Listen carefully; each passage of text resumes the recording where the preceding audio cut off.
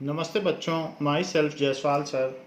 हम पढ़ रहे हैं class 10 science chapter heredity and evolution. In last class we have seen how the single DNA molecule is getting replicated into two identical और similar DNA molecules. So एक DNA molecule जब two identical DNA molecule में convert हो जाता है then it is called DNA replication.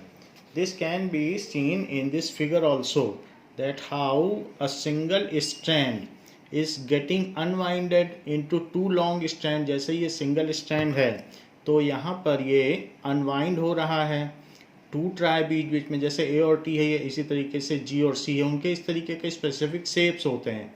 तो जिसमें सरेशंस है और इसका ये जो अपेक्स है इसमें जाके फिट हो जाएगा, और ए और टी का दिखाया गया है। तो जब ये टूटेगा तो यहाँ पर बहुत सारे साइटोसिन, एडिनिन, गुआनिन, थाइमिन ये सब तैरते रहते हैं।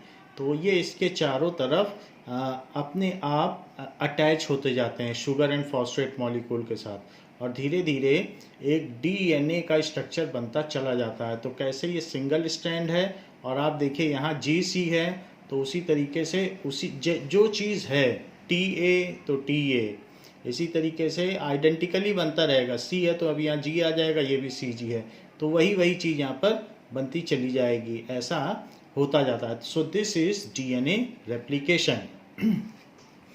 नाउ डीएनए रेप्लिकेशन से पहले जो क्रोमोसोम्स हैं हमारे अंदर वो सिंगल इस तरीके के होते हैं, क्रोमाटिड। एंड जब डुप्लीकेशन हो जाता है यानी डीएनए का रेप्लिकेशन, तो इस तरीके से दो आइडेंटिकल बन जाते हैं जो सेंट्रोमियर से अटैच्ड होते हैं, और फिर they are getting separated from centromere और टू आइडेंटिकल क्रोमाटिड्स बन जाते हैं। तो इसी चीज़ को हम देखेंगे। तो हमने ये बात आपको बताई कि डीएनए रेप्लिकेट होता है और ये यहाँ पर आते चले जाते हैं। सो ये जो रेप्लिकेशन का प्रोसेस है, सिंगल से दो बन जाते हैं, इसमें कभी कभी ऐसा बहुत कम चांस है, लेकिन फिर भी कभी कभी सी के साथ एडिनिन जुड़ जाएगा या सी के साथ थाइमिन जुड़ जाएगा, गुआनिन नहीं जुड़ेगा। तो ऐसे केस से वेरिएशन पैदा हो जाता है। So this causes variation. इसके चांसेस क्या हैं? 0.0001%। अगर रेप्लिकेशन होगा तो जो टू स्ट्रैंड बनेंगे उन्हें आइडेंटिकल बनना चाहिए, क्योंकि उनका कंजुगेट जैसे आप ये देखें जी सी वैसा ही बन रहा है। लेकिन कभी कभी ड्यूरिंग रेप्लिकेशन ऐसा भी हो सकता है कि इनकी प्रूफ रीडिंग के दौरान, इसके पीछे पीछे प्रूफ रीडर भी चलता है कि कहीं गलती से कुछ इसमें गलत ना अटैच हो, फिर भी गलती अगर रह जाए देयर इज ए चांस, तो उससे इनमें वेरिएशन पैदा हो जाता है। सो डीएनए रेप्लिकेशन कॉजेज वेरिएशन। तो ये जो वेरिएशन है, जब इसकी कॉपी रेप्लिकेट होती है तो थोड़ा ना थोड़ा, जैसे हम जीरोक्स भी किसी चीज़ का कराते हैं तो कहीं ना कहीं कुछ ना कुछ गड़बड़ी हो सकती है। वैसे during DNA replication the accuracy is 99.999% and 0.0001% there is a change which causes change in appearance। तो ये वेरिएशन हो जाएगा। So during replication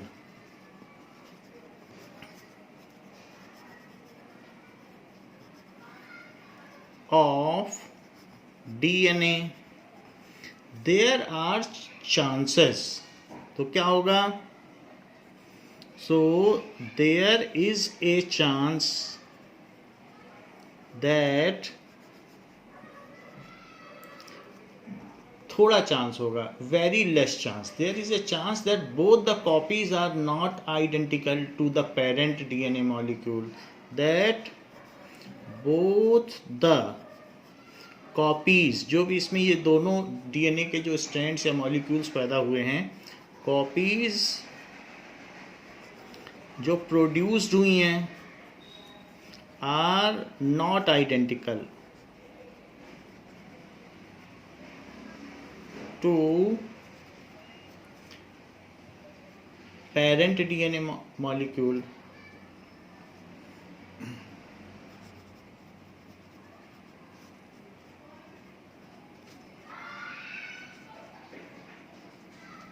तो देयर इज ए चांस, थोड़ा सा चांस होगा, कितना 0.0001%, इतना चांस होगा बस, this much chance, percent chance that both the copies are not identical, वो आइडेंटिकल ना हो, this leads variation, this leads variation in next generation. तो इसकी वजह से अगर थोड़ा कहीं सी के साथ एडिनिन जुड़ जाएगा तो उससे फिर प्रोटीन जो सिंथेसिस होगी, क्योंकि इसी से तो प्रोटीन सिंथेसिस होती है, यही तो प्रोटीन सिंथेसिस का कोड है। तो अगर मान लीजिए इसमें चेंज आ जाएगा तो प्रोटीन दूसरा बन जाएगा, तो इससे स्ट्रक्चर बदल जाएगा, क्योंकि प्रोटीन तो स्ट्रक्चरल प्रोटीन भी होते हैं, फंक्शनल प्रोटीन भी होते हैं, हार्मोनल प्रोटीन भी होते हैं। तो किसी न किसी में भी चेंज आने से फिर हमारे फीचर्स में चेंज आ जाएगा इन नेक्स्ट जनरेशन, तो उनमें वेरिएशन प्रोड्यूस हो जाएगा। सो द वेरिएशन आप किसी भी स्पीसीज में देखें, जो धीरे धीरे वेरिएशन होता चला जा रहा है। हम भी पहले एप्स थे और धीरे धीरे हमारे फीचर्स बदलते गए, और अभी का ह्यूमन और बहुत पहले का ह्यूमन जो 1000 ईयर पहले का था, उनमें काफ़ी चेंज है। तो इसलिए इसी वजह से डीएनए रेप्लिकेशन की वजह से वेरिएशन आता है। तो यहाँ आपसे क्वेश्चन पूछा जा रहा है कि how variations are helpful for a species, any species, though it may not be helpful to organism. तो क्वेश्चन पूछा गया है ये, how do we the organism reproduce, उसका भी यहाँ इसी में ही है। तो दोनों में क्वेश्चन ये पूछा जा सकता है, how variations produced during reproduction,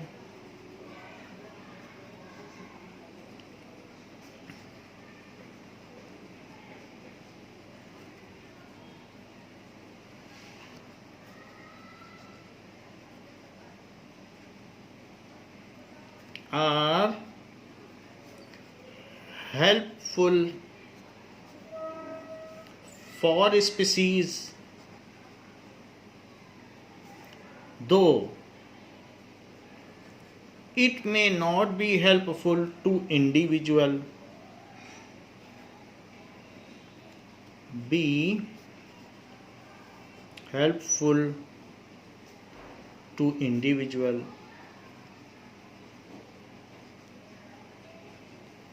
सो ये कहा गया है, कैसे ये हेल्पफुल है। नाउ जब भी इसका रेप्लिकेशन होगा तो फिर सिंगल सेल से 2 सेल्स बन जाएंगे, क्योंकि डबल अमाउंट ऑफ डीएनए है, तो हाफ हाफ हो जाएगा, जैसे हमने यहाँ पर बताया कि फिर क्रोमोसोम सिंगल क्रोमोसोम से डबल भी बन जाएगा कंडेंस होकर के। तो अब यहाँ पर जो डीएनए का रेप्लिकेशन होगा और उसमें वेरिएशन होगा, सो ड्यू टू वेरिएशन जो न्यू फोर्थ कमिंग जनरेशन है, नेक्स्ट जनरेशन है, तो उस जनरेशन में वेरिएशन की वजह से वो इन्वायरमेंट को सूट भी कर सकता है वेरिएशन, और it may not be better suited to environment. जो नया ऑर्गेनिज्म होगा, हो सकता है कि उसको जो भी फीचर्स मिले हों, करेक्टर्स मिले हैं, वो करंट इन्वायरमेंट को सूट भी कर सकते हैं और नहीं भी सूट कर सकते हैं। So variations produced in next generation, तो जो वेरिएशन प्रोड्यूस्ड होगा, variations produced in next generation, जो भी होगा, may better suit the environment और may not be suited the environment. So next generation में better suit the environment, suit the environment, और कभी कभी ये भी हो सकता है कि सूट ना करें,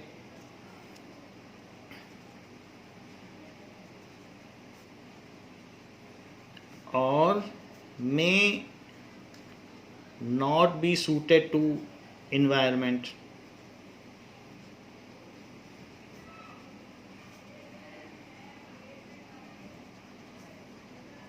कई बार एक जरा सी गलती की वजह से यहाँ पर कॉपिंग गलत हो गया, सी के साथ टी जुड़ गया या एडिनिन, उसकी वजह से जो लोग हैं अपंग भी पैदा हो जाते हैं, यानी उनके जो बॉडी पार्ट्स हैं उसमें कुछ ना कुछ गड़बड़ी पाई जाती है। तो ऐसे केस में फिर वो सर्वाइव नहीं कर पाएंगे, मर भी जाएंगे। और कभी कभी ये जो वेरिएशन है it leads A fruitful result. वो कभी कभी हमको ज़्यादा इम्यून सिस्टम दे देते हैं कि हम एनवायरनमेंट में अच्छे से सर्वाइव कर सकें। तो कई बार हमें इसका चांस भी मिल सकता है। जैसे रेड बीटल है और अगर उसमें वेरिएशन हो गया किसी वजह से, बाई चांस वेरिएशन हो गया सी के साथ ए आने से, तो वो ग्रीन बीटल बन जाएगा। तो अगर मान लीजिए ग्रीन बीटल होगा तो वो क्या होगा, पत्तियों में कैमोफ्लेज हो जाएगा और उसको जो दूसरे बर्ड्स हैं वो खा नहीं पाएंगे। तो इस वजह से उसका प्रोलिफरेशन या रिप्रोडक्शन तेज होगा, वो अपनी स्पीसीज को आगे बढ़ा पाएगा। तो इस तरीके से कई बार बेटर सूटेड भी हो जाता है। और कई बार ऐसा भी हो सकता है कि उसकी वजह से कुछ म्यूटेशंस होने की वजह से, ये म्यूटेशन है जो चेंज हो रहा है या जो इसमें एब्रप्शन आ रहा है, तो वो एब्रेशन होने की वजह से इसमें बेटर सूट भी हो सकता है, नहीं भी हो सकता है। तो इंडिविजुअल के लिए ये हो सकता है रिस्क नहीं लेना चाहता इंडिविजुअल, क्योंकि उसके माँ बाप इस डीएनए के साथ इस नेचर में रह चुके हैं। तो इंडिविजुअल जो बनेंगे वो चाहेंगे कि उनको भी वही डीएनए मिले जिससे कि वो भी जैसे माँ बाप तो रह ही चुके हैं, so that DNA is better suited, या वो ये टेस्टिफाइड इन नेचर। और अगर वेरिएशन हो गया तो पता चला वो नुकसानदेह ना हो, तो इस वजह से इट मे बेटर सूट और may not be better suited. So if it is not better suited to environment, तो चांसेस यही हैं कि मे नॉट बी सूटेड, इसके बहुत ज़्यादा चांस होते हैं क्योंकि गड़बड़ी होने से। लेकिन कभी कभी ऐसा भी हो सकता है कि बेटर सूट हो जाए तो वो सर्वाइव कर जाए, एक्सट्रीम कंडीशंस में भी सर्वाइव कर सकता है। So if it is not better suited to environment then the organism may die or having some problems. So in case it is not suited to environment, तो वो फिर सर्वाइव नहीं कर पाएगा जो ऑफ स्प्रिंग है। suited to meant then the organism may die या may not survive। तो ऑर्गेनिज्म का मतलब क्या है, ऑफ स्प्रिंग, जो पैदा हुआ बच्चा है, offspring may not survive. तो इसलिए जो वेरिएशन हुआ है, so variation is not helpful to individual, उससे उसको फ़ायदा नहीं है क्योंकि उसके मरने का रिस्क ज़्यादा है। So variation is not helpful helpful नहीं होगा in many cases for the individual, ज़्यादातर केसेस में यही होगा।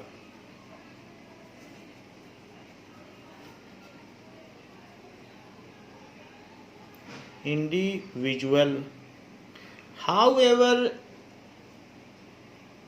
ये जो भी वेरिएशन हुआ है, if there is variation within the species, अगर मान लो वेरिएशन होता गया फिर से उसका रेप्लिकेशन हुआ तो नेक्स्ट स्पीसीज में फिर जो नेक्स्ट जनरेशन है और वेरिएशन होगा। तो अगर किसी स्पीसीज में ज़्यादा से ज़्यादा वेरिएशन पाया जाए तो, however if there is much variation within the species, however if there is much variation within the species,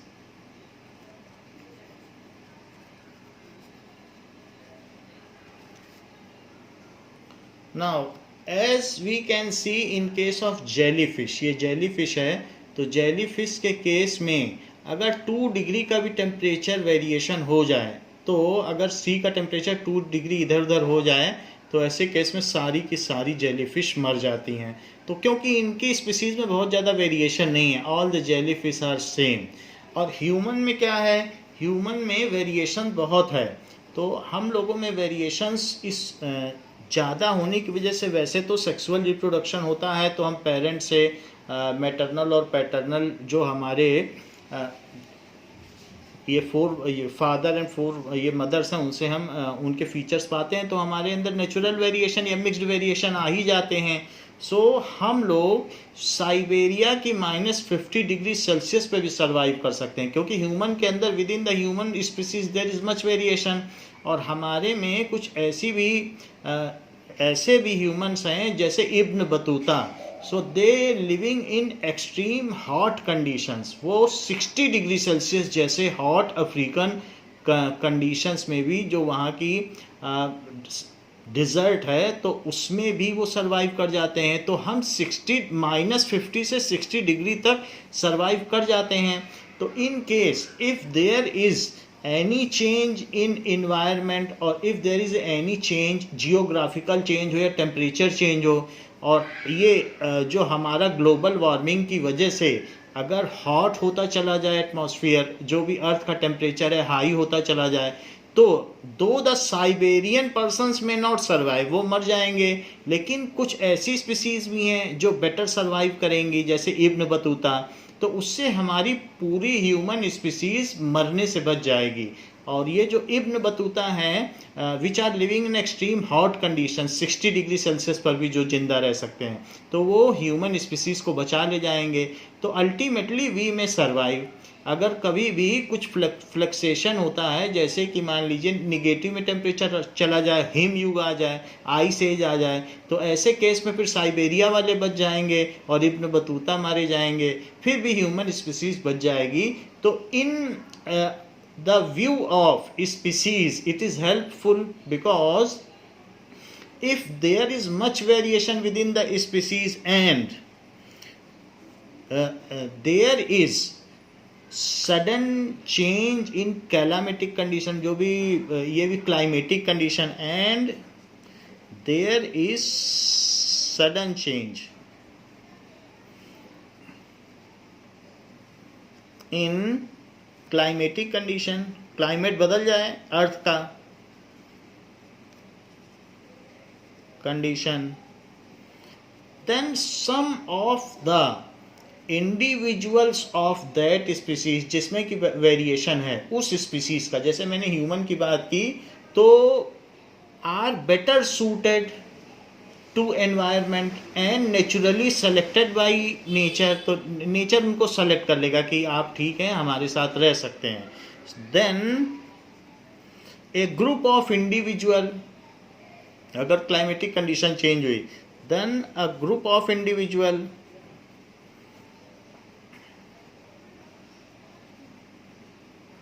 are better suited, वो अच्छी तरीके से सर्वाइव कर पाएंगे, suited to new climatic change या new climatic condition।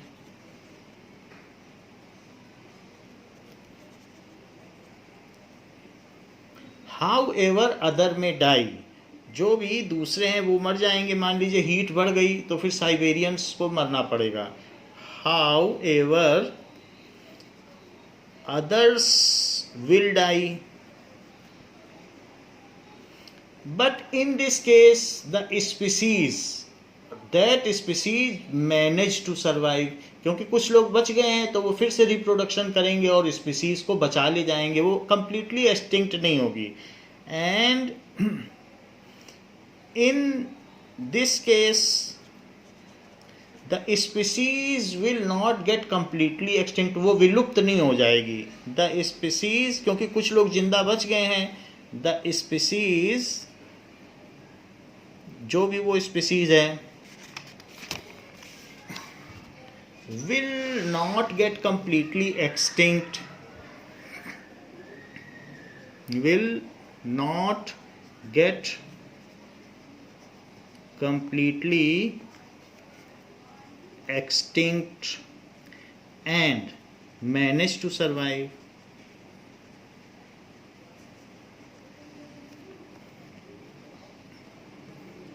तो इस तरीके से वो स्पीसीज जिसमें ज़्यादा वेरिएशन है उसके बचने के ज़्यादा चांसेस हैं। The species within which there is more variation then the chance of its survival is more. और जिसमें हमने जेली फिश दिखाया, तो मान लीजिए ऐसा चेंज होगा तो धीरे धीरे कम होती चली जाएंगी। So the species within which, so the species within which, अब जैसे डॉग एक स्पीसीज है, कैट एक स्पीसीज है, इस तरीके से स्पीसीज होती है, ह्यूमन एक स्पीसीज है, तो the species within which there is more variation,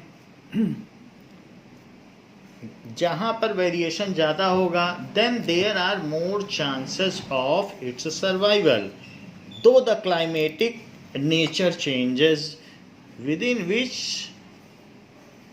there is more variation, its chances of survival in changing climatic condition is more. Its chances of survival in changing climatic condition is more. तो इस तरीके से जो भी है variations होते हैं वो स्पीसीज के लिए फ़ायदेमंद होते हैं. Now any species has two kinds of cell, जैसे ह्यूमन की बात ले लें, सो एनी स्पीसीज भी कह सकते हो, मान लीजिए एग्जाम्पल के तौर पर ह्यूमन ले लें, और आप इंडिविजुअली भी खुद को भी ले सकते हैं, has two kinds of cells in body. तो पहला है बॉडी सेल्स. तो बॉडी सेल्स को कहते हैं सोमा सेल्स या सोमैटिक सेल्स. सेल. और दूसरा है germ cell. That is called gamete, या उसे स्पर्म और ओवा भी कह सकते हैं हम लोगों में, जो रिप्रोडक्शन के काम में आती है, स्पर्म और ओवा. तो ओवम है, ओवम का प्लूरल है ओवा, ये चीज़. तो हमारी बॉडी में दो तरीके के सेल्स होते हैं, तो एक पूरे बॉडी में होते हैं, और जो हमारे रिप्रोडक्टिव पार्ट्स हैं उनमें जर्म सेल्स होते हैं या गेमीट्स होते हैं. तो अब हम देखें कि जो हमारी बॉडी सेल्स हैं तो उसमें क्या होता होगा. तो body cells has, body cell का काम यहाँ पर रिप्रोडक्शन में पार्टिसिपेट करना नहीं है. So body cells contain 2n amount of chromosomes. It contains 2n, यानी इसको कहते हैं diploidic, double amount of chromosomes. 2n amount of chromosomes. उसमें 2n अमाउंट ऑफ क्रोमोसोम्स होते हैं. यहाँ क्रोमोसोम्स क्या है. Chromosome is the condensed form of hereditary material. तो ये चीज़ है. क्रोमोसोम की भी यहाँ डेफिनेशन लिख लें. Chromosome is condensed form of hereditary material या material of inheritance. Hereditary material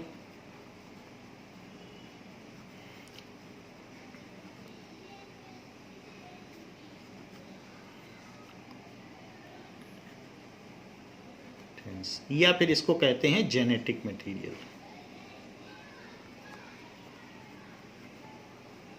क्योंकि इसमें जीन होती है तो वो हम जीन आपको बता देंगे. तो chromosome it contains 2n amount of chromosomes. Body cell, जो हमारी बॉडी में हाथ, पैर, आँख, नाक, कान और पूरी बॉडी में हार्ट, लंग, सब जगह जो सेल्स पाई जाती हैं, तो वो सब कितनी हैं. 2n अमाउंट ऑफ क्रोमोसोम्स होते हैं. तो 2n अमाउंट ऑफ क्रोमोसोम्स का एग्जाम्पल, जैसे एग्जाम्पल ह्यूमन. तो ह्यूमन कंटेन्स 23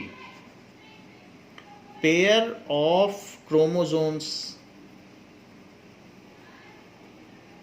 तो हमारी बॉडी में जो क्रोमोसोम्स हैं, chromosomes are found within nucleus. Chromosomes are found within nucleus. जैसे हमने आपको बताया बॉडी सेल में 2n अमाउंट ऑफ क्रोमोसोम्स होते हैं, तो हम लोगों की बॉडी में 23 पेयर्स ऑफ क्रोमोसोम्स हैं। जैसे कि अगर हम ह्यूमन जीनोम चार्ट देखें तो किस तरीके से है, ये ह्यूमन जीनोम चार्ट है। ह्यूमन जीनोम चार्ट अगर आप देखेंगे तो 23 पेयर्स आपको दिख जाएंगे। सो 22 तो सोमैटिक सेल हैं, और जो 23rd पेयर है इनको कहते हैं, ये जो भी चीज़ हैं इनको कहेंगे यहाँ पर ये बाकी हैं, ये तो आपके सेक्स क्रोमोसोम्स हैं और ये ऑटोसोम्स हैं। तो ऑटोसोम्स भी कहते हैं, और ये सेक्स क्रोमोसोम्स है 23rd पेयर।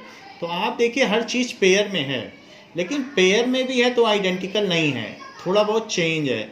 तो हमको एक कॉपी अपने, जैसे यहाँ पर आप देख लें, एक कॉपी आपको मदर से मिली है तो एक फादर से मिली है। तो 23 ये पेयर में कैसे हैं, क्योंकि जो स्पर्म था और ओवा था वो आपस में मिल गए तो ये पेयर बने। स्पर्म में 23 क्रोमोसोम्स थे और ओवा में भी 23 क्रोमोसोम्स थे। जब वो दोनों एक दूसरे में फ्यूज हो गए, एक दूसरे में पूरी तरीके से मिल गए, तो जो हम लोगों की फर्स्ट सेल बनी उसमें 23 पेयर बन गया। तो चाहे जर्म सेल हो, गेमीट हो, या स्पर्म हो, या ओवा, कुछ भी बोलिए, उन सब में 23 क्रोमोसोम्स होते हैं। और जब मदर और फादर सेल मिलती है तो वो फिर पेयर्ड हो जाते हैं। जबकि बॉडी सेल, हमारी बॉडी की किसी भी सेल को लोगे तो उसमें 23 पेयर्स हैं। 23 पेयर्स का क्या मतलब है, ये ह्यूमन जीनोम चार्ट है। ह्यूमन जीनोम चार्ट हर जगह टंगा होगा, बायो की आप लैब में चले जाएं वहाँ पर भी ये इसी तरीके से आपको टंगा हुआ मिल जाएगा। तो ये चीज़ यहाँ पर दिखाई गई है। So this is human genome chart. तो 23 पेयर्स ऑफ क्रोमोसोम्स का मतलब 46 क्रोमोसोम है, ये चीज़ें। अच्छा, एक्स जैसा नहीं है कुछ, कि ये सब क्रोमाटिड्स में ही रहते हैं, जिस समय डिवीज़न होगा तब फिर एक्स शेप लेते हैं। अदरवाइज हमारी बॉडी में क्रोमोसोम्स सिंगल ही रहते हैं। तो हम आपको बता देंगे कि इनका एक्स शेप कब होता है।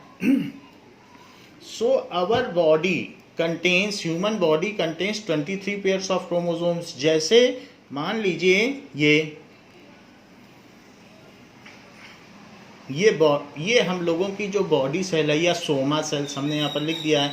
तो बॉडी सेल को सोमा सेल भी कहते हैं, सोमैटिक सेल्स, ठीक है। तो इसके अंदर क्या होंगे, 2 तरीके के क्रोमोसोम्स होते हैं। एक ऑटोसोम्स होते हैं, 22 pairs of autosomes, and 1 pair of sex chromosomes, जो कि जेंडर डिसाइड करते हैं।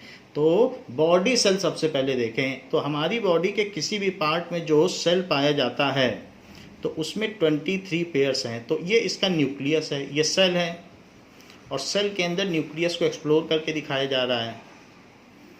तो न्यूक्लियस है। अब न्यूक्लियस में जो भी होगा, तो ऐसे करके हमारी बॉडी में जो न्यूक्लियस है, तो एक जैसे दिखने वाले, ये जैसे फर्स्ट है तो फर्स्ट पेयर ऑफ क्रोमोसोम हो गया, ऐसे ही सेकेंड पेयर ऑफ क्रोमोसोम्स हो जाएगा, वो थोड़ा सा लंबा होगा या कुछ भी होगा, और दूसरा ये इस तरीके से।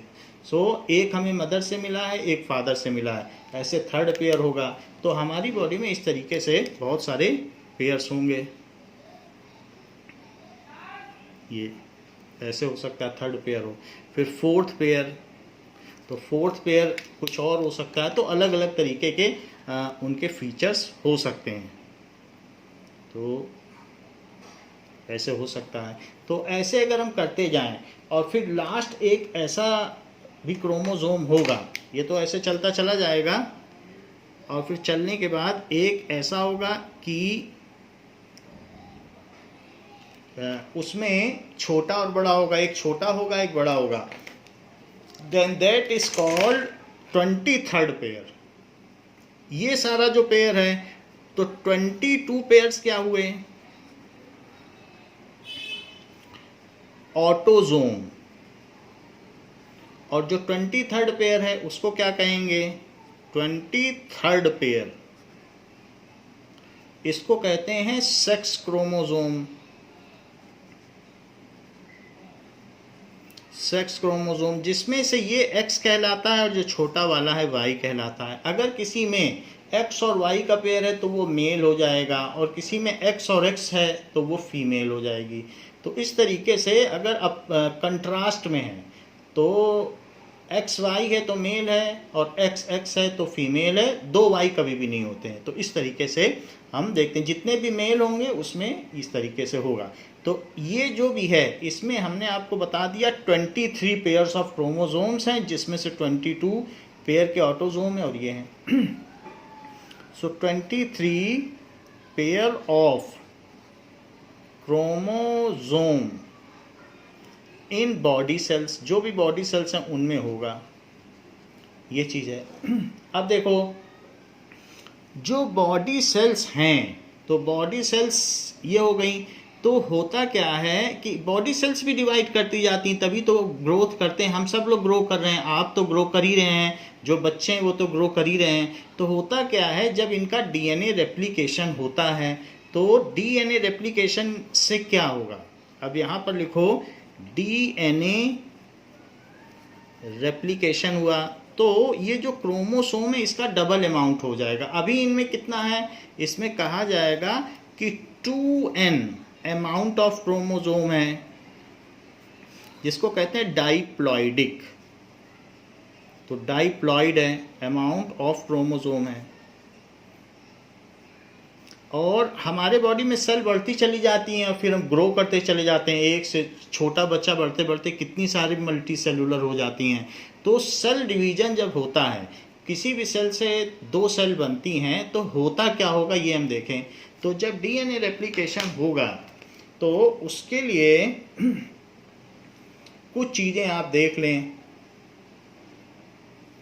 जैसे कि ये हमने आपको पहले भी दिखाया है, इस फिगर को ध्यान रखें कि ये तो यहाँ पर ये है, ये डीएनए अगर रेप्लिकेट हो गया तो इस तरीके से ये क्वाइल होगा, प्राइमरी सेकेंडरी टर्शियरी क्वाइलिंग होगी और उससे एक क्रोमाटिड बनेगा। और जो दूसरा डीएनए है, दूसरा डीएनए कैसा होगा? सेकेंड डीएनए आपको यहाँ दिखाया गया है कि 2 स्ट्रैंड है।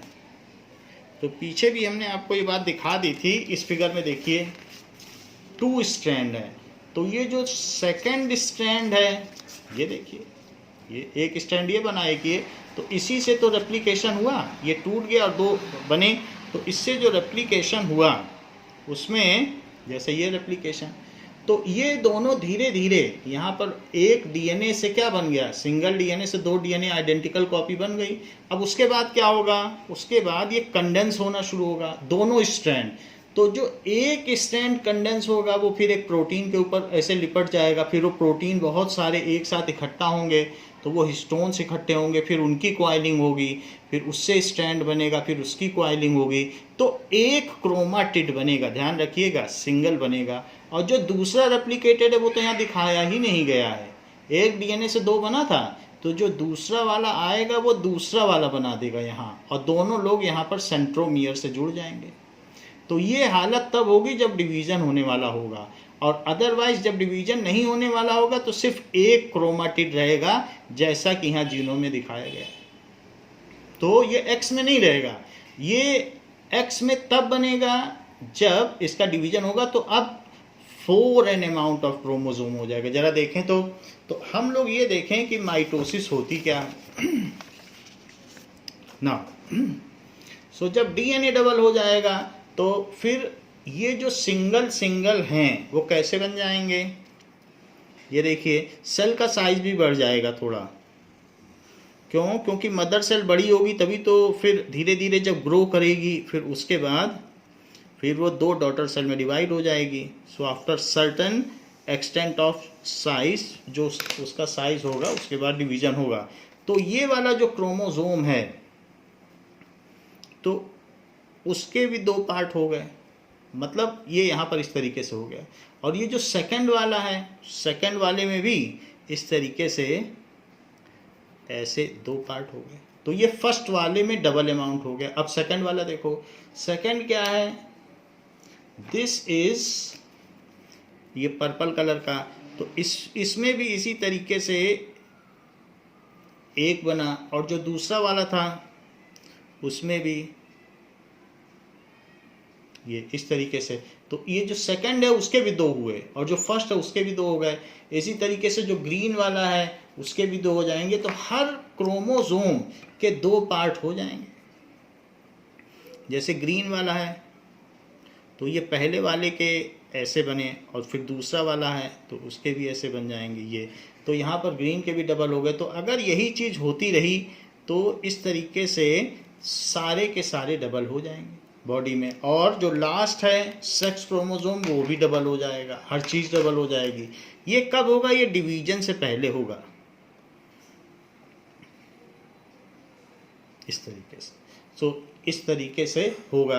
अब ये क्या हो गया, इसमें 4n अमाउंट ऑफ क्रोमोसोम हो गया, 4n अमाउंट टेट्राप्लॉइडिक, वो डाइप्लॉइडिक था, अब 4n क्योंकि 2n का डबल हो गया, तो 4n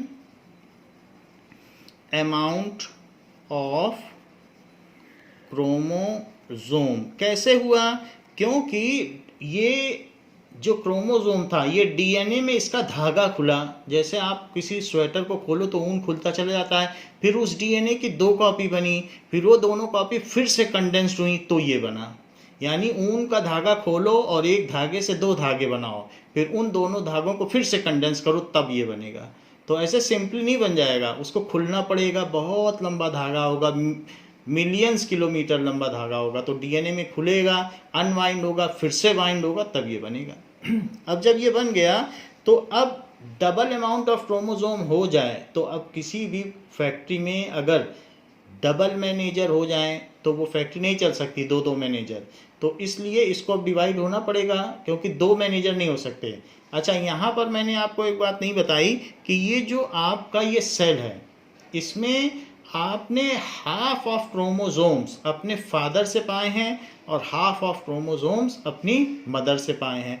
तो इस तरीके से हमारे अंदर जितनी भी सेल्स बनी हैं, 23 हमने फादर से पाए हैं और 23 मदर से पाए हैं, इस तरीके से होगा।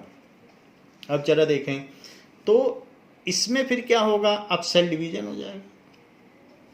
सेल पहले डीएनए रेप्लिकेशन हुआ, फिर सेल डिवीजन, तो सेल डिवीजन होगा तो अब दो सेल्स बन जाएंगी, और जो दो सेल्स बनेंगी वो ऐसी ही बन जाएंगी।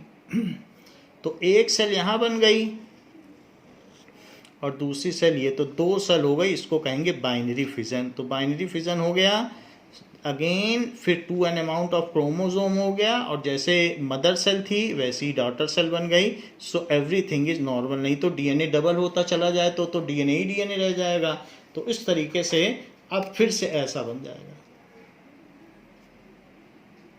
ये, और यहाँ पर जो बाकी भी हैं उनमें भी यही होता चला जाएगा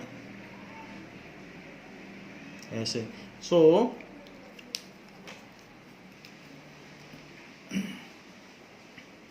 ये, और ऐसे ही अब जो है वो पेयर में रहेंगे, जिसमें से एक हमें मदर से मिला हुआ होगा और एक फादर से मिला हुआ होगा, इस तरीके से ये पेयर में रहेंगे। तो अब अगर आप देखें तो इनमें 2n अमाउंट फिर से हो गया, क्योंकि 4n और आधे आधे हो गए, तो 2n और 2n हो गया। तो इस तरीके से ये मदर सेल थी और ये डॉटर सेल बन गई।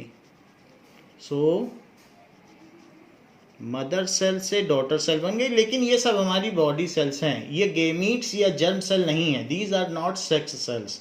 सो ये हमारी बॉडी में हाथ पैर और ऑर्गन में जो पाई जाती हैं वो सब हैं, दीज आर डॉटर सेल्स। आप कहेंगे ये डिवीजन कैसे हो गया, यहाँ से ये सब कैसे हो गया, तो वो हम देखते हैं। This process of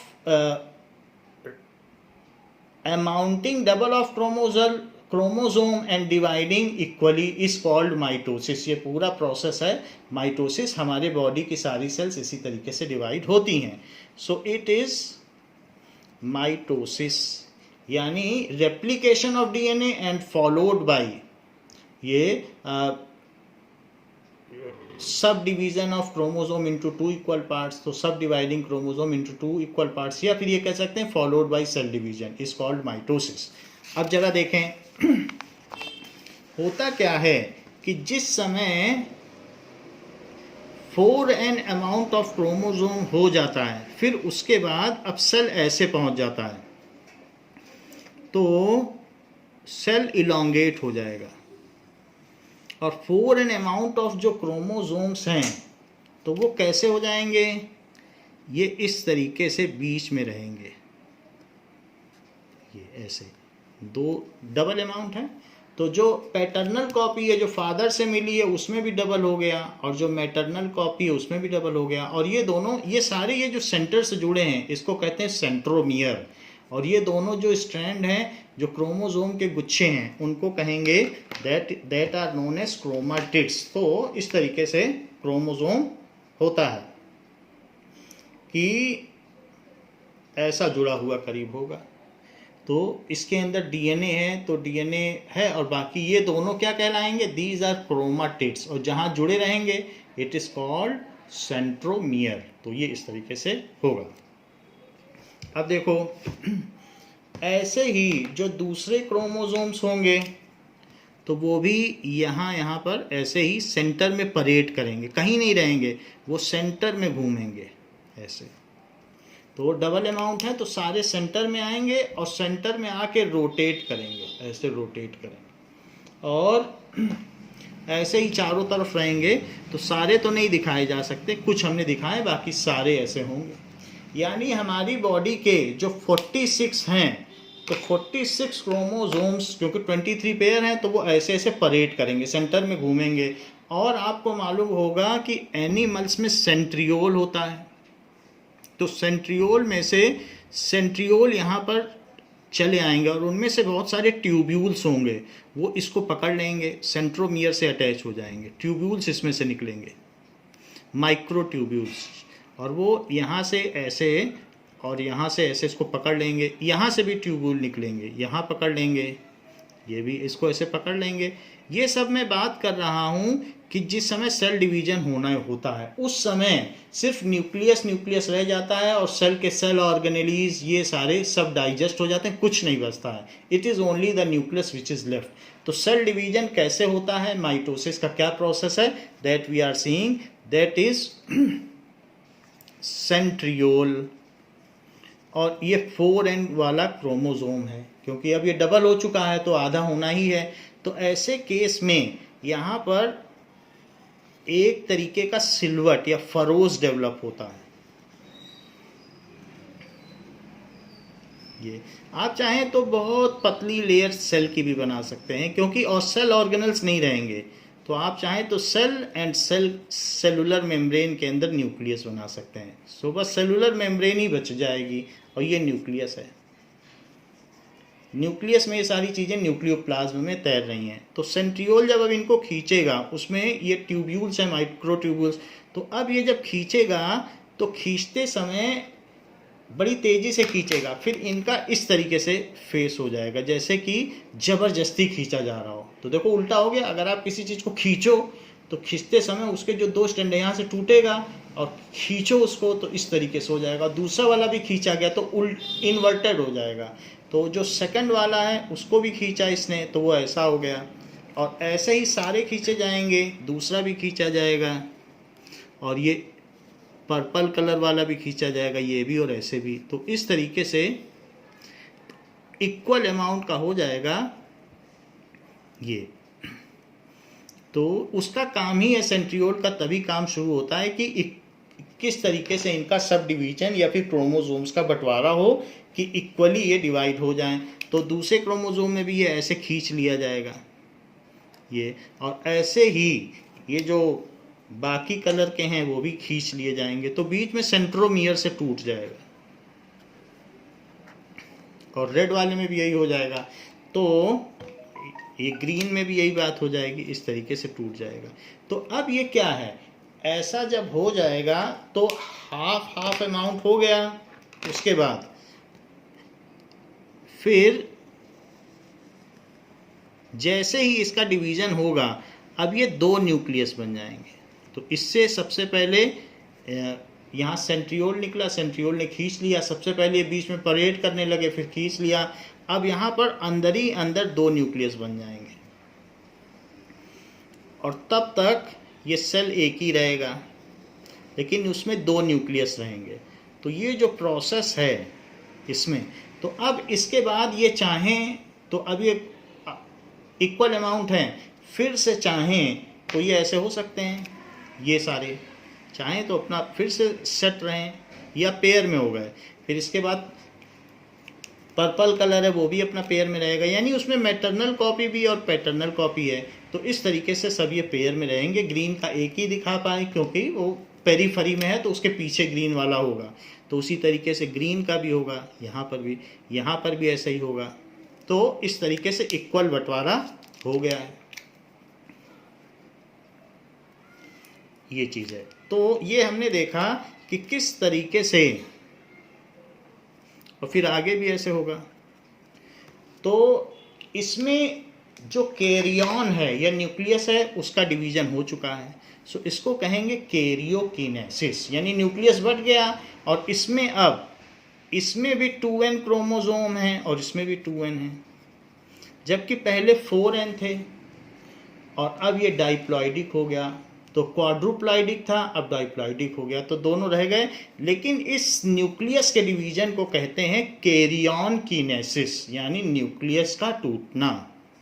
so carrion तो हमें मालूम है न्यूक्लियस है, क्योंकि eukaryotic and prokaryotic, before nucleus, after nucleus. तो कैरियन तो हमें मालूम है लैटिन ओरिजिन का है। तो कैरियो और किनेसिस क्या होता है? टूटना, यानी स्प्लिटिंग ऑफ न्यूक्लियस।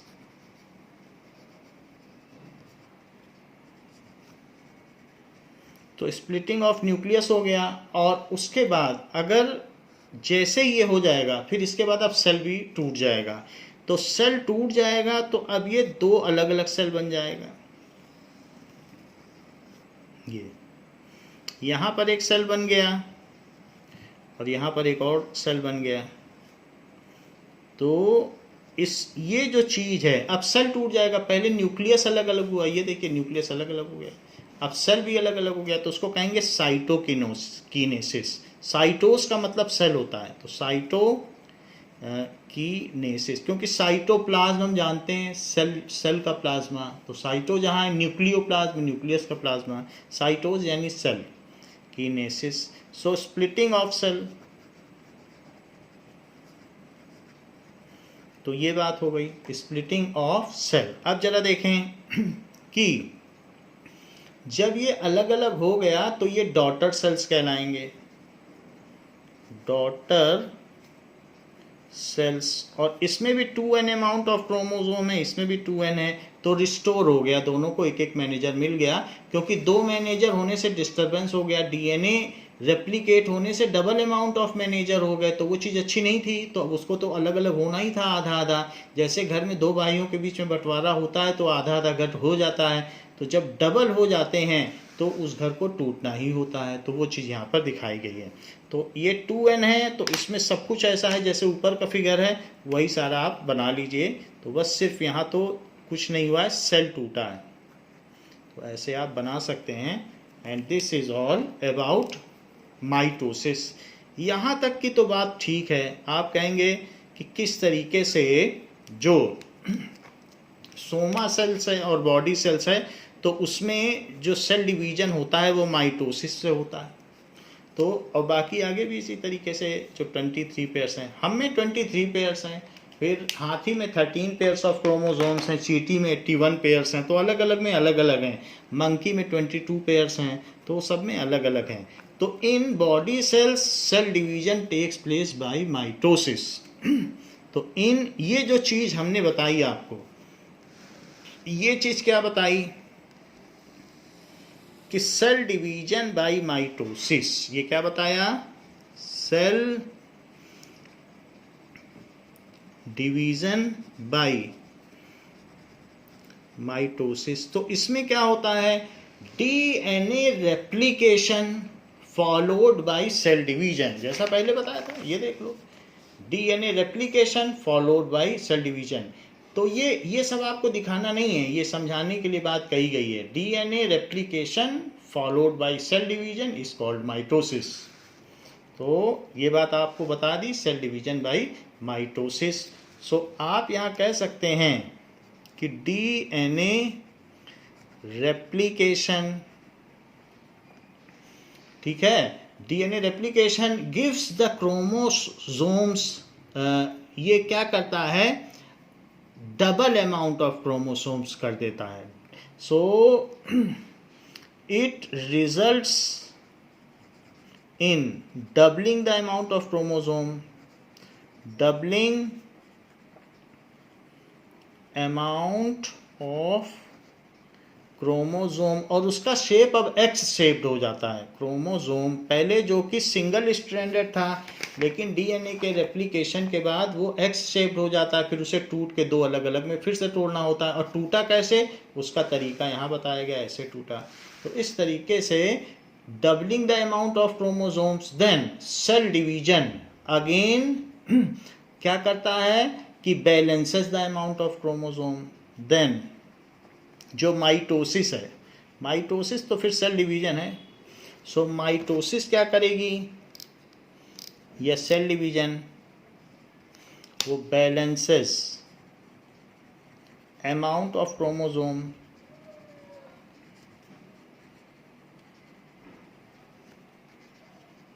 ये चीज है। So cell division followed by, ये DNA replication followed by cell division is called mitosis. लेकिन कई बार ये प्रोसेस यहाँ ही नहीं रुकता, ये प्रोसेस और भी आगे बढ़ जाता है। यानी इसके आगे अब यहाँ से ये फिर से टूट जाता है और ये सब फिर से टूटने लगते हैं।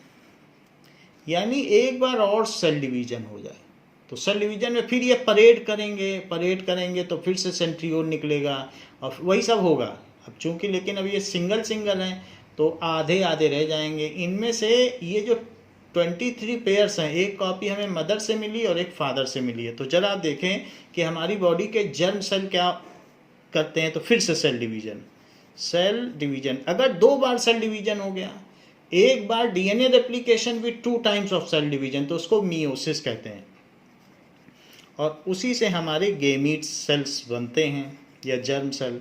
सो सेल डिवीजन, इसमें क्या होगा, इसमें फिर से इनका सेल डिवीजन होगा।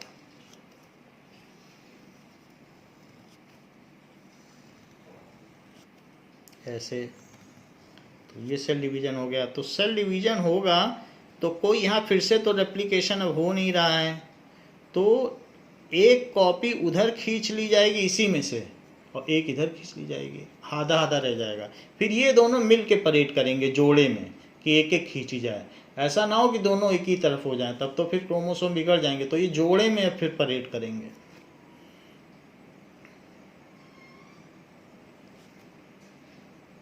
और फिर सेंट्रियोल उनको खींच लेगा, एक को इधर और एक को इधर, और बंटवारा कर देगा।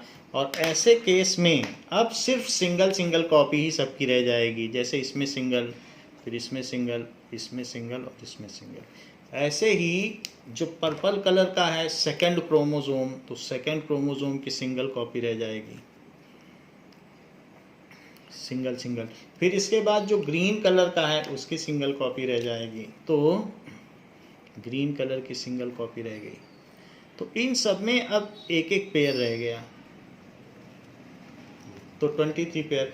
तो अब इसमें n अमाउंट ऑफ क्रोमोसोम हो गए। सो ये n amount of chromosome, n amount of chromosome, n amount और n अमाउंट। तो ये जो चीज़ है सेल डिवीजन, डीएनए रेप्लिकेशन, और ये सारे क्या कहलाएंगे, जर्म सेल या गेमीट जो रिप्रोडक्शन में पार्टिसिपेट करते हैं, या सेक्स सेल जैसे कि कहा जा सकता है स्पर्म्स, ओवम।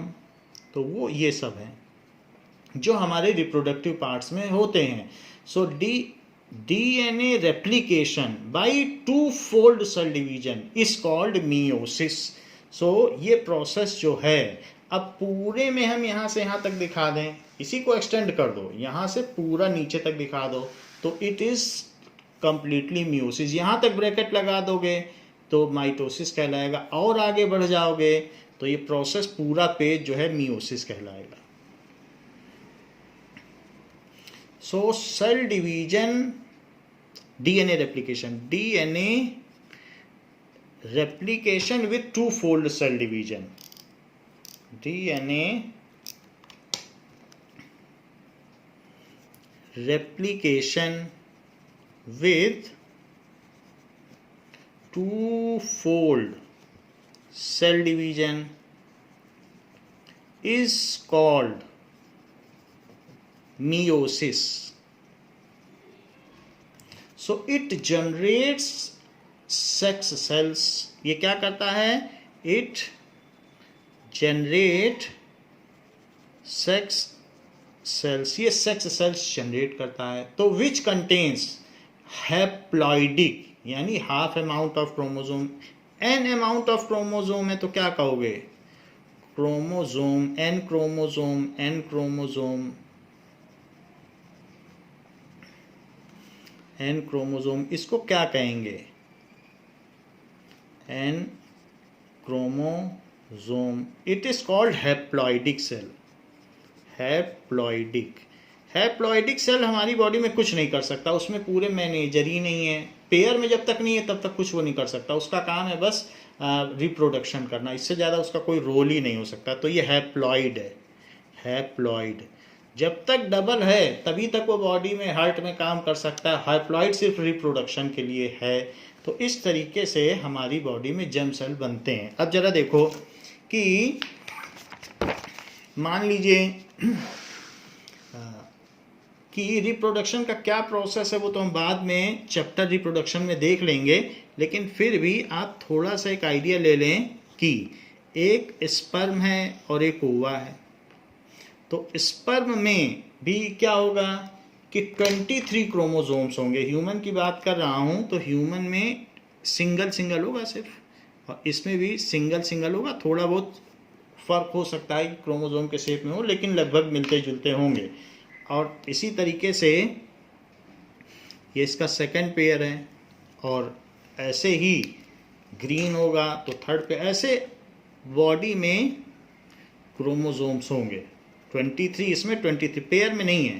तो इसमें क्या होगा कि जब भी एक ओवा होगा, ओवा बहुत बड़ा होता है, जो कि फीमेल में ओवम है, इसको कहेंगे ओवम यानी एग। ओवम यही गेमीट है फीमेल का, इसको एग भी कहते हैं, जो कि फीमेल रिलीज करेगी। और एक स्पर्म है, वो इसके तुलना में बहुत छोटा होगा, इतना छोटा। तो वो इसके अंदर जाएगा, इसके अंदर भी एक न्यूक्लियस है और इसके अंदर भी एक न्यूक्लियस है। तो दोनों न्यूक्लियस की मैं बात कर रहा हूँ। अब इसके अंदर का न्यूक्लियस इतना छोटा है तो छोटे बड़े से कोई मतलब नहीं है, लेकिन इसके अंदर भी एन क्रोमोसोम है और इसके अंदर भी एन क्रोमोसोम है। तो ये स्पर्म है जो कि मेल रिलीज करेगा, और ये ओवम है जो कि फीमेल रिलीज करेगी। तो इसके अंदर का न्यूक्लियस इसके अंदर, ये बिल्कुल अंदर पेनिट्रेट करके चला जाएगा, और जब ये अंदर पेनिट्रेट करके चला जाएगा तो इसका न्यूक्लियस और इसका न्यूक्लियस दोनों मर्ज कर जाएंगे। यानी इसका न्यूक्लियस और इसका न्यूक्लियस, आप ये समझ लें कि इट विल मर्ज। ये इसको हमने मैग्नीफाई करके दिखाया है, बट इसका भी एक न्यूक्लियस है, उसमें एन क्रोमोसोम है। सो एन क्रोमोसोम, और इसका भी न्यूक्लियस है, उसमें भी कितने हैं? एन क्रोमोसोम, जिसको कि स्पर्म को भी मैं जर्म सेल या गेमीट कह रहा हूँ, और इसको भी। और फिर जब इन दोनों का फ्यूज़न हो गया, इसको कहते हैं फर्टिलाइजेशन। फर्टिलाइजेशन यानी fusion of male and female gamete.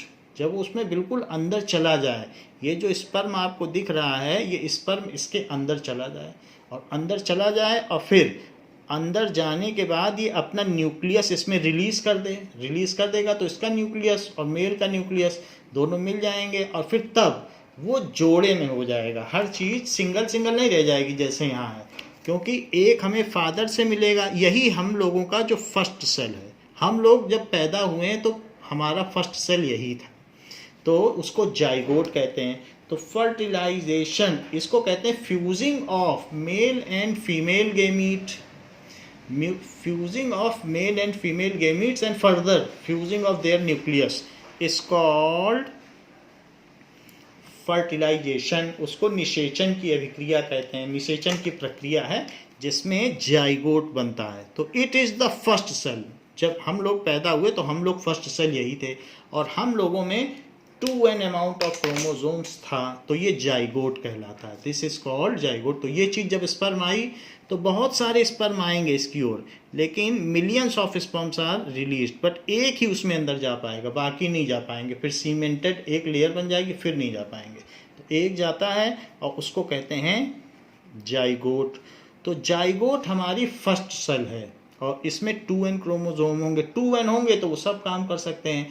तो 2n में हमारी बॉडी का बहुत सारा पार्ट बनाएंगे, हार्ट बनाएंगे, लंग्स बनाएंगे, सब कुछ बनाएंगे। और थोड़ा सा पार्ट ऐसा होगा जो मियोसिस कर लेगा, वो रिप्रोडक्टिव पार्ट में चला जाएगा, ह्यूमन के स्क्रोटम में चला जाएगा, और फीमेल ये मेल के स्क्रोटम में चला जाएगा, जो टेस्टीज में जाके स्पर्म बनाएगा, और फीमेल में ओवरी में चला जाएगा, और ओवरी में जाके वो ओवा बनाएगा।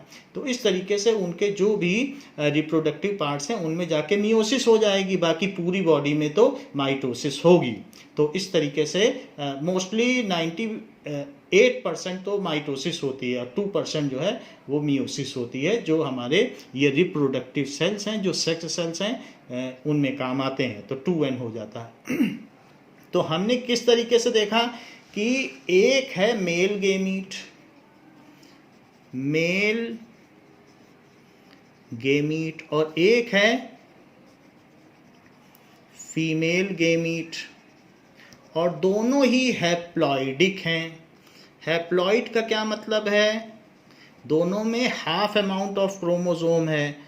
तो हैप्लॉइड होने से कुछ मतलब नहीं पड़ेगा, वो कुछ भी नहीं कर पाएंगे जब तक डाइप्लॉइडिक नहीं होंगे। हैप्लॉइड है, और इन दोनों की अगर मर्जिंग होती है तो उससे क्या होगा? So fusion of male and female gamete से सिंगल सेल बनेगा। फ्यूजन तो मेल गेमीट है, स्पर्म है, लेकिन प्लांट्स में पॉलन है, तो हम इन जनरल बात कर रहे हैं, पॉलन भी हो सकता है। और प्लांट्स में फीमेल में तो वहाँ पर भी ओवम ही कहा जाता है। तो fusion of male and female gamete, तो ये फर्टिलाइजेशन है, और इससे फिर हमें एक सेल मिल जाएगा। हाँ, इसमें न्यूक्लियस जरूर रहेगा, और न्यूक्लियस के ऊपर एक जो है सेलुलर मेम्ब्रेन रहेगी, वो आप दिखा सकते हैं। तो ये सेल मेम्ब्रेन है। और फिर हमारी बॉडी का जो हमारा जन्म हुआ, तो ये हमारी फर्स्ट सेल है। फिर उसके बाद फिर इसका मल्टीप्लिकेशन होता रहा, तो ये बढ़ता चला गया, फिर और इसके आगे जो भी चीज़ें हैं वो बनती चली गई। फीटस बना, फिर और भी चीज़ें हैं, वो सारी चीज़ें बनती चली गई। तो ये जो भी है, अब यहाँ पर डबल अमाउंट ऑफ क्रोमोसोम हो जाएगा, जिसमें आधे हम अपने फादर से पाएंगे, मेल फादर से, और जो फीमेल मदर से पाएंगे। तो इस तरीके से अब ये फुल अमाउंट ऑफ क्रोमोसोम आ गया। सो फुल अमाउंट है, फिर उसकी माइटोसिस होती रहेगी, और हमारा पूरा बॉडी डेवलप हो जाएगा। तो ये चीज़ दिखाई गई कि ये, और फिर आगे भी। तो यहाँ पर मैं बात कर रहा हूँ कि half amount of chromosome, it is the first cell of next generation, first cell of next generation, जो कि फुली ऑपरेशनल है। जनरेशन ये है फर्स्ट सेल। तो अब इसमें डीएनए रेप्लिकेशन होगा, और फिर 4n बनेंगे, फिर से 2n बनेंगे, और पूरी लाइफ यही काम चलता रहेगा। और किसी किसी में डबल डिवीजन हो जाएगा, तो मियोसिस हो जाएगी रिप्रोडक्टिव पार्ट्स में।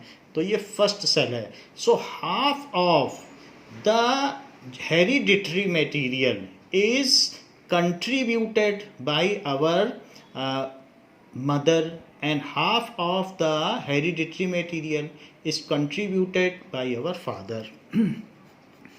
Half amount of genetic material, जैसे कि हमने पहले भी आपको बताया कि जो डीएनए है उसका एक लंबा पार्ट जो कि हमारे बॉडी में एक फीचर को डिसाइड करता है उसको जीन कहते हैं.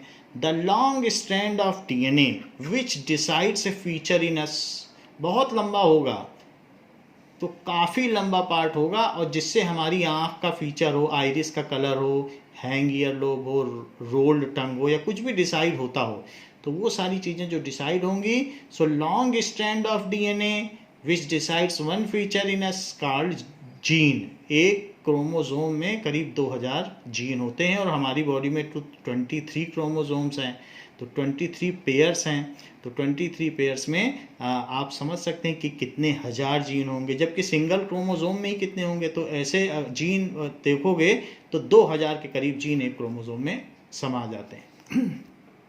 तो इसलिए इसको कहते हैं जेनेटिक मटेरियल भी कहते हैं, क्योंकि जीन से ही तो हमें फीचर मिलता है. Half amount of genetic material, तो क्रोमोसोम एक जेनेटिक मटेरियल है क्योंकि उसमें जीन ही हमारे फीचर को डिसाइड करते हैं. That is 23 chromosomes. तो 23 क्रोमोसोम हमें किसने दिए? हमारे फादर ने. 23 क्रोमोसोम किसने दिए? हमारी मदर ने. So half amount of genetic material, that is 23 chromosomes, is contributed to us from our father. जो पहली सेल थी उसमें is contributed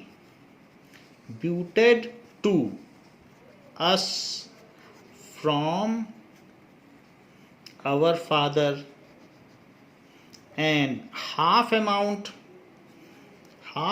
का मतलब क्या है? That is n number of chromosomes.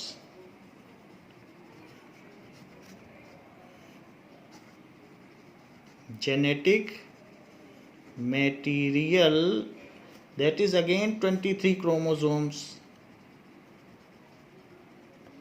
is contributed to us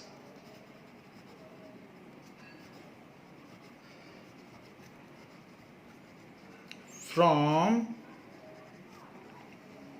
our mother. So 23 हो गए दोनों के. So the first cell of offspring, जो बच्चा जन्मा है उसका first cell contains full amount of genetic material. So first cell of offspring, ये first cell of offspring contains full amount. Full amount का मतलब 2n को फुल बोला जाएगा, diploidic. Full amount of chromosome, and it is fully operational. जब double होगा तभी fully operation है. And it is ready for division, and it is fully operational and ready for division. तो इस तरीके से डिवीजन होगा. लेकिन मान लीजिए कि अगर जो फादर ने हमें दिया है, अब किसी भी क्रोमोसोम में, तो एक क्रोमोसोम ये मान लीजिए इस तरीके से है, फादर ने दिया, और ये क्रोमोसोम ये हमको मदर ने दिया. इस तरीके से हमको मिल गया. अच्छा, इसमें हमने कहा 2000 जीन है, तो एक पार्ट इसका ऐसा है.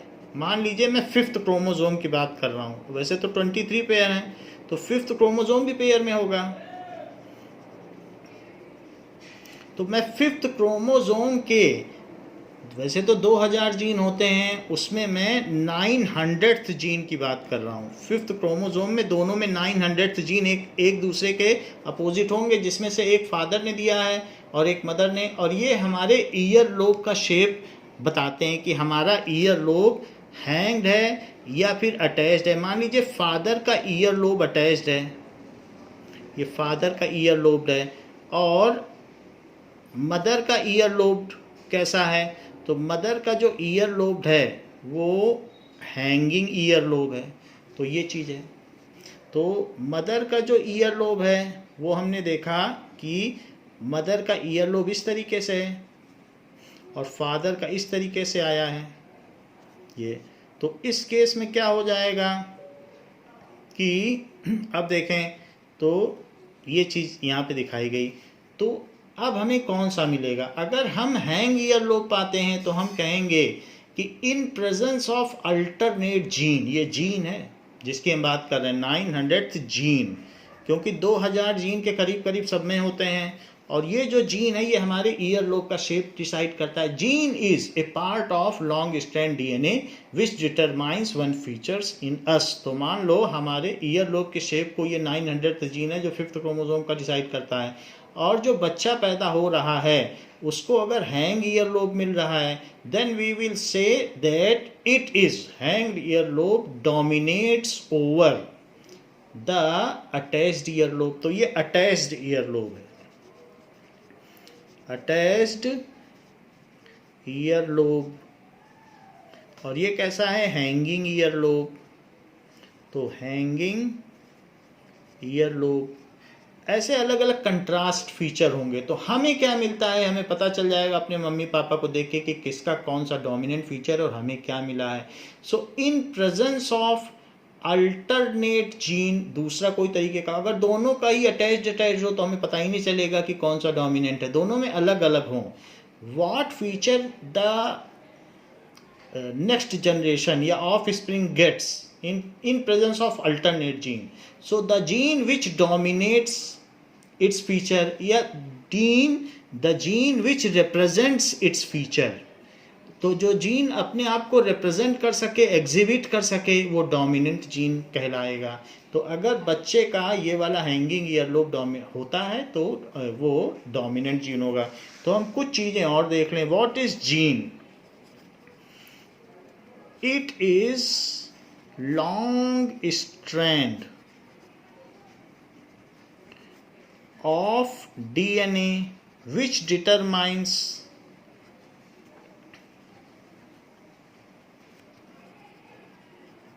one trait in offspring या किसी भी जो भी इन इंडिविजुअल। तो एक लंबा धागा जिससे कोई एक प्रोटीन का सिंथेसिस हो सके या जो हमारे किसी एक फीचर को डिटरमाइन कर सके उसे जीन कहते हैं। तो genes are always present in us in pairs. इसको डॉक्टर ये ग्रेगर जॉन मेंडल ने फैक्टर भी कहा। तो जीन, अब हम इसको जीन कहते हैं, वो कहते थे फैक्टर। तो factors are always present in us in pairs.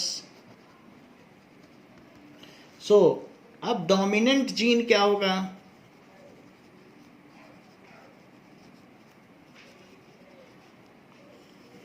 The gene, जो भी जीन है, which represent its features, which represent its features in presence of alternate gene. मान लीजिए फादर लंबे हैं और माँ छोटी है और बच्चा लंबा पैदा हो जाता है, तो हम कहेंगे जो हाइट है वो डोमिनेंट है over, tallness is dominant over डॉफनेस। So in presence of alternate gene, दूसरा जीन हो और उसकी प्रेजेंस में एक जीन डोमिनेट कर जाए। मैंने जैसे बताया कि दो जीन हैं और दोनों अलग अलग थे, दोनों ही उसी जगह पे लोकेटेड होंगे और उनमें से एक डोमिनेट कर जाएगा और एक नहीं कर पाएगा। तो जो नहीं डोमिनेट कर पाया वो रिसेसिव जीन, जैसे ये नहीं कर पाया तो ये रिसेसिव हो गया, ये डोमिनेंट हो गया।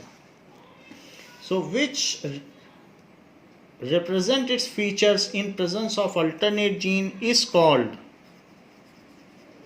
dominant gene.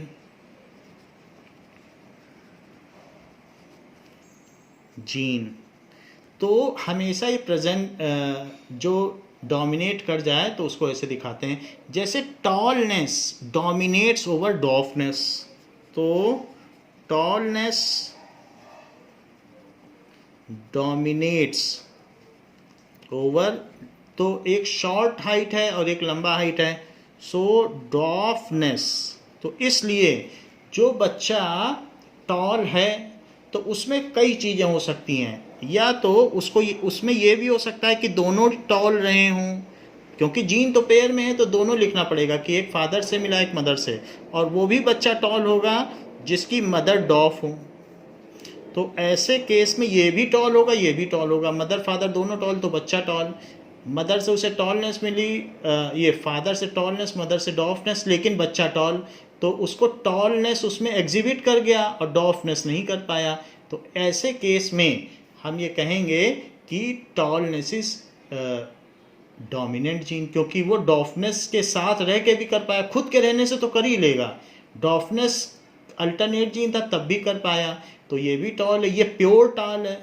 और ये मतलब ये जो चीज़ें होमोजाइगस है ये हीट्रोजाइगस, हीट्रो का मतलब अपोजिट या अल्टरनेट की प्रेजेंस में कर रहा है, तो ये होमोजाइगस टॉल है और ये हीट्रोजाइगस टॉल है दोनों है, तो ये प्योर ब्रेड कहा जाएगा कि उसके साथ दोनों जीन वैसे हैं।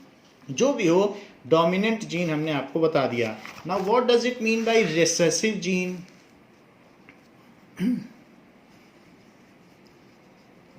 recessive gene, the gene which exhibits its feature, exhibits या represent its feature, its features in presence of identical gene is called recessive gene। इसका क्या मतलब है? यानी कि जैसे फादर से उसे स्मॉल टी मिला और मदर से भी स्मॉल टी मिला, तो इसका मतलब है वो डॉफ कहलाएगा। तो दोनों पेयर, फादर भी डॉफ, देखो जो वर्ड यहाँ वो यूज़ किया जाएगा, डी वर्ड नहीं यूज़ किया जाएगा डॉफनेस। जो टॉलनेस है, जो डोमिनेंट है, उसके बेसिस पे लेटर लिखा जाता है, जैसे टॉलनेस एंड डॉफनेस तो टी वर्ड यूज़ किया जाएगा। रिसेसिव का वर्ड कभी भी नहीं यूज़ किया जाएगा, इसी का यूज़ किया जाएगा। हाँ, जो रिसेसिव है डॉफनेस को स्मॉल टी लिखा जाएगा, उसी टॉल का स्मॉल टी, ये माना जाएगा इसका ये कमज़ोर पार्ट है, तो स्मॉल लेटर कमज़ोर माना जाता है, तो इसका मतलब हो गया डॉफनेस, कैपिटल टी, ये चीज़ है। तो इस तरीके से अगर फादर से भी उसको डॉफनेस मिली, फादर के स्पर्म में डॉफनेस वाला कैरेक्टर उसको मिला, डॉफनेस, और मदर से भी डॉफनेस का कैरेक्टर मिला, तो अब वो डॉफ हो जाएगा, ये चीज़ है। तो डॉफनेस उसको मिल जाएगी। The gene which represent its feature, क्योंकि दोनों डॉफ हैं तो उसके पास अब कोई अल्टरनेट नहीं है कि वो यहाँ पर क्या हो, तो ये चीज़ यहाँ पर बताई गई। रिसेसिव जीन वो होते हैं जो आइडेंटिकल जीन के प्रेजेंस में ही अपना फीचर शो कर पाते हैं। अगर कैपिटल टी होता तो वो कैपिटल टी डोमिनेंट था, तो वो बच्चा टॉल होता। तो इस तरीके से हमने रिसेसिव जीन के बारे में भी देखा। अब इसके आगे किस तरीके से हेरिडिटी होती है और मेंडल ने क्या एक्सपेरिमेंट किए, इसके बारे में हम नेक्स्ट क्लास में डिस्कस करेंगे। तो बच्चों, इस क्लास के लिए इतना ही। Thank you.